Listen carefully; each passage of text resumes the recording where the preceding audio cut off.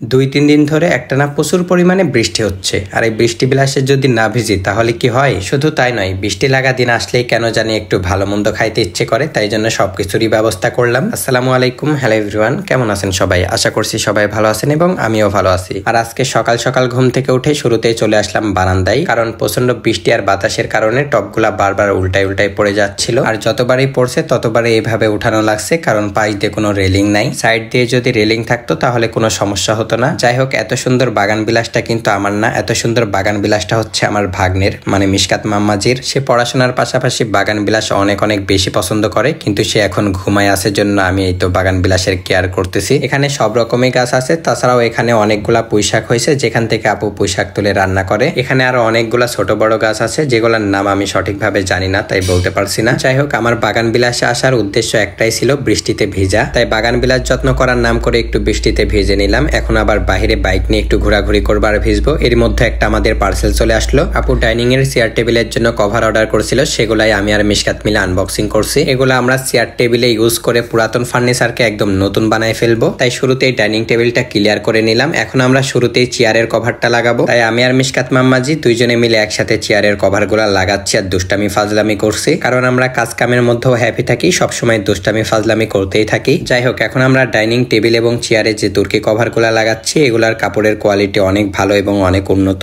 আর এই কভার গুলা অর্ডার করছি তুর্কির সোফা কভার BDRSHT পেজ থেকে। তাদের পেজ থেকে অরিজিনাল তুর্কি কভার গুলা পেয়ে যাবেন, যেমন চেয়ার টেবিল এবং সোফার জন্য। সুতরাং আপনারাও চাইলে আপনাদের বাসার পুরাতন ফার্নিচার গুলাকে শুধুমাত্র তুর্কি কভার লাগিয়ে নতুন করে ফেলতে পারেন। তাই আপনাদের সুবিধার জন্য তাদের হোয়াটসঅ্যাপ নাম্বারটা স্ক্রিনে অ্যাড করে দিলাম। আপনারা চাইলে সরাসরি তাদের সাথে কন্ট্যাক্ট করে বুঝে শুনে প্রোডাক্ট গুলা অর্ডার করতে পারবেন। ওকে। যাই হোক, আবারও চলে আসি মেইন ভিডিওতে। বাহিরে অনেক বৃষ্টি হচ্ছিল দেখে আপু আমাদের পছন্দের খাবারগুলা রান্না করছে। বৃষ্টি লাগা দিনে একটু ভালো মন্দ খাইতে ইচ্ছা করে, তাই আমি আর মিশকাত মাম্মাজি খুব মজা করে খাচ্ছিলাম। এরই মধ্যে দেখি বাহিরে বৃষ্টি আরো অনেক জোরে হচ্ছে, তো এটাই হচ্ছে ভিজার সুযোগ। তাই আমি আর দেরি না করে বাসা থেকে ঝটপট করে বাইকটা নিয়ে বের হয়ে পড়লাম। কিন্তু মিশকাতের কান্না কোনো মতে থামছেই না, কারণ তাকে ছাড়াই আমি বৃষ্টিতে একাই ভিজতে বের হয়ে পড়ছি। মিশকাতকে না আনার একটাই কারণ, সেটা হচ্ছে মিশকাতের এক্সাম চলছে, যদি এখন সে বৃষ্টিতে ভিজে তাহলে জ্বর আসতে পারে। সেজন্য আর কি তাকে বাসায় রেখে আমি আর আপু বৃষ্টি বিলাসে একটু ঘোরাঘুরি করার জন্য চলে এসেছি বাহিরে, মানে বাসার নিচেই। আর আপুকে ভিডিওতে দেখাচ্ছি না, কারণ আপু ভিডিওতে আসতে চাচ্ছে না আজকে, সেজন্য আর কি আপুকে দেখাচ্ছি না। তাই আপুকে দিয়ে ভিডিও করাই নিচ্ছি। আপু আমার ভিডিও করে দিচ্ছে আর আমি চমলক্ষ সানগ্লাসটা পরে একটু পোস্ট পাস নিচ্ছি। ফটোশুট করছি, শর্ট ভিডিও করছি। বিশেষ করে এই জায়গাটা আমার সব থেকে বেশি ভালো লাগছে, কারণ এই গাছটাতে অনেকগুলা পাতা, এই পাতার উপরে পানি জমেছিল, সেটাই ঝাঁকানি দিয়ে আমি একটা স্লো মোশনে ভিডিও বানাইলাম। আসলে বৃষ্টিতে ভিজার কারণটাও বলতে পারেন মূলত ভিডিও করা, কারণ এই বৃষ্টিতে ভিজলে কিন্তু জ্বর আসবে। অলরেডি আমার হালকার উপর ঝাপসা করে জ্বর চলে এসেছে, কারণ আমি প্রায় 2 ঘন্টা ধরে ভিজেছিলাম। ভিজতে ভিজতে যখন বুঝতে পারলাম মাথাটা অনেক ভার হয়ে গিয়েছে, তখন আর দেরি না করে ঝটপট করে বাসায় চলে আসলাম। বাসায় এসে সাথে সাথে গোসল করা বাদ দিয়ে আবার ছাদের উপরে গেলাম, ছাদের উপরে ঘোরাঘুরি করার জন্য। ছাদের উপরে খুব একটা সময় কাটানোর ইচ্ছা ছিল না, তারপরও সময় যাইতে যাইতে প্রায় 1 ঘন্টা হয়ে গেল। তার মানে আজকে আমি টোটাল 3 ঘন্টা ধরে বৃষ্টিতে ভিজতেছি, আর কোনোভাবে ভিজতে চাই না, ভিজলেই জ্বর চলে আসবে। সুতরাং আজকের মতো আমার ছোট্ট ভিডিওটি এ পর্যন্তই। আবারও পরবর্তী ভিডিওতে আপনাদের সবার সাথে দেখা হচ্ছে। সবাই সে পর্যন্ত ভালো থাকবেন, সুস্থ থাকবেন। ধন্যবাদ, বাই বাই, আসসালামু আলাইকুম।